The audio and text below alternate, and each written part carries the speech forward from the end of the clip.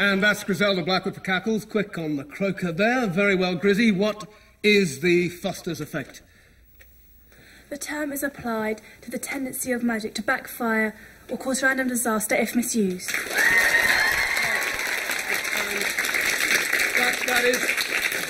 That is almost what I have on my card. It's misused or overused. That's worth 5 points.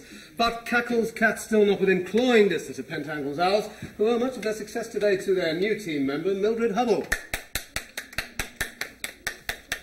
You've hardly put a foot wrong so far, have you, Mildred? No. Well, don't look so down about it. Here's your own question, and the last of this half. In the Witch's Code, what is Rule 19, Paragraph 8? It is not customary. No, that's not it. No retaliation after retransfogrification. A witch who has been changed into an animal for the purposes of self-defence, on being changed back, must admit defeat. Well done, Mildred. It's almost as if you had the book before you. Well, we still have the second half before us, but before that we'll take a music break and a word from our sponsors. The Witching Hour is brought to you by Hags. We'd like a word with you, Mildred. Outside. Ingredients for 4,000 years. Traitor! I'm not! You've been our friend for nearly 3 years now, and you never let on you knew all that stuff. You've been acting dim. Why? To get our sympathy. Now she's got a chance to go to posh Pentangles. She's suddenly become a clever clox. No, that's not it. I've worked it out just now. It was reading those magic books over and over again, trying to coach you. Some of their magic's gone into me. A kind of spellbook spell. I can see the pages in front of me. Yeah, you look like it. Well, stop doing it. We're being slaughtered because of you. She can't, Enid. Miss Cackle asked us to do her best for them. I think she's done more than her best. It's about time she started doing her best for us. Mildred, you have 5 more seconds to name that chant, or I'll have to give the opposition a try. 5, 4, 3, Over the 2... mountains on Midwinter's Eve. It's a medieval Icelandic witch's flying chant. Well, Cackles have crept up 10 points thanks to Sybil no wonder you Chanter. didn't want to give me that one, Cackle. I can't understand why she wasn't in your team in the first place. Neither can I. Looks like Icy's game has succeeded where we have failed with educating Mildred Hubble. I wouldn't put money on that, Miss Cackle. Magic ingredients from Hags and Horrocks are on the table in little pots. 2 members from each team has a cauldron and some H&H self-heating starter. I call out the potion, then it's the first to make it, take it, and make it work. And it's, wait for it, a shrinking potion. Off you go.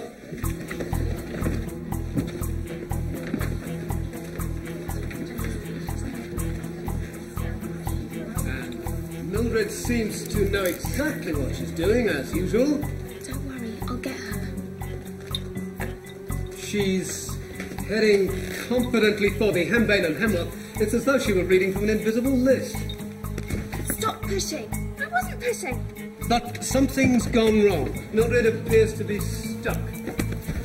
Ow, you've done it again. I never did it in the first place. As you can hear, there is a bit of a ding-dong developing here. If you keep on doing that, I shall be forced to defend myself under the Witch's Code. Rule 7, Paragraph 3. Time for the referee, I think. Alfrix Orcus, Transfrogger. Take it easy, girls. Rufus, Bothus, Van Dyke,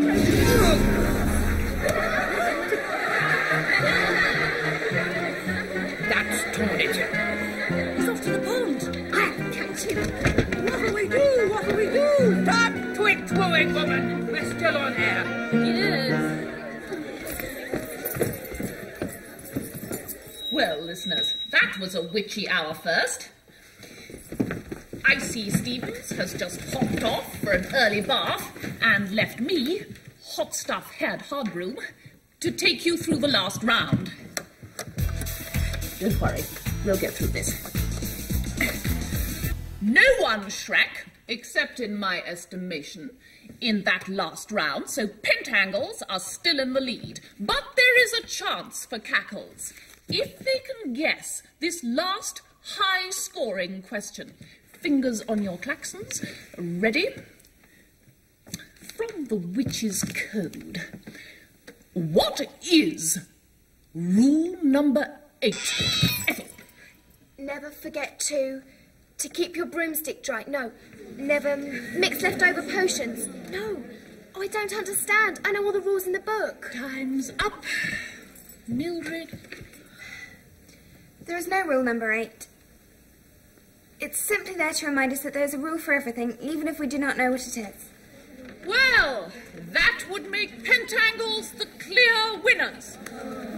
Were it not for the fact that this is the last of the series, and Icy, being still indisposed, and seeing as Pentangles' prime player has been a Cackles girl, Mildred Hubble, I have decided, in the spirit of the witchy hour, to declare this contest a draw.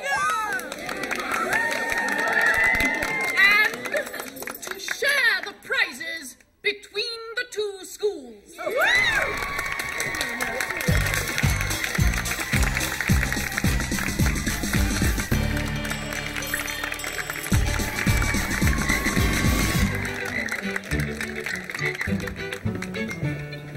So, you won't consider my offer of a little nest at Pentangles, Mildred? No, thank you. I'd rather stay with my friends. Well, I shan't ask twice. I expect some of our glory will have rubbed off on Cackles after today. Ah! Go on! I don't know what it's going to be like living with Miss Memory. Don't worry, you won't be.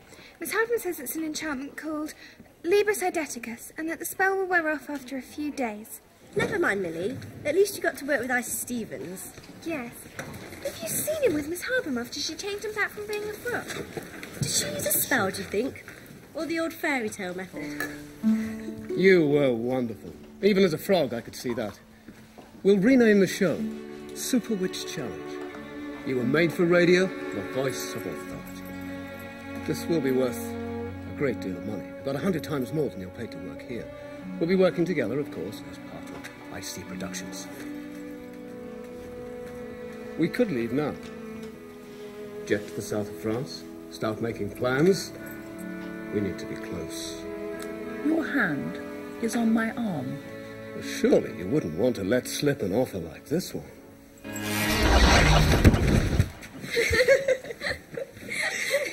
That was so funny.